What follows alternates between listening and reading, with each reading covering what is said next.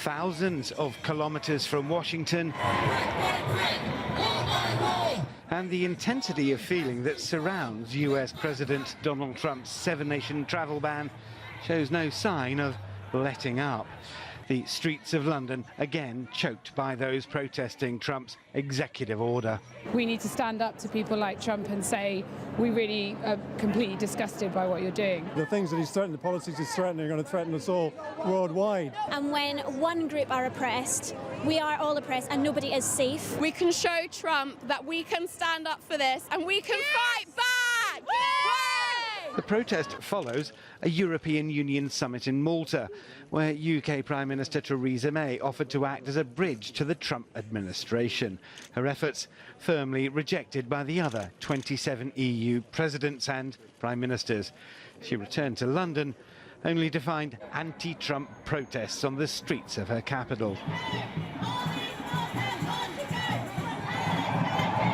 There is another element of anger to this protest, separate and distinct from the demonstration against President Trump's travel ban. It is the decision by the UK Prime Minister to invite the US President to London for dinner with the Queen and a state visit. Protesters called on Prime Minister May to withdraw her controversial invitation to President Trump, something the UK leader has so far refused to do. Well, all of this right at the gates of Downing Street as the Prime Minister has just returned from an EU summit and must be a challenging weekend for the UK leader, Richard. Indeed, Susan. Most of the reports in the British press suggest she had a challenging time in Malta, being the first foreign leader to travel to Washington to congratulate President Trump on his election victory.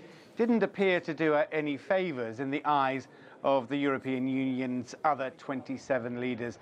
And let's not forget that we are on the eve of imminent and difficult Brexit talks. So the UK Prime Minister needs all the allies in the EU that she can get.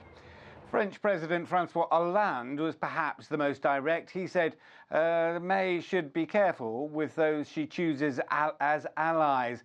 And the Lithuanian President Dalia Grybauskaitė said, "We don't need the UK to act as a bridge to Donald Trump.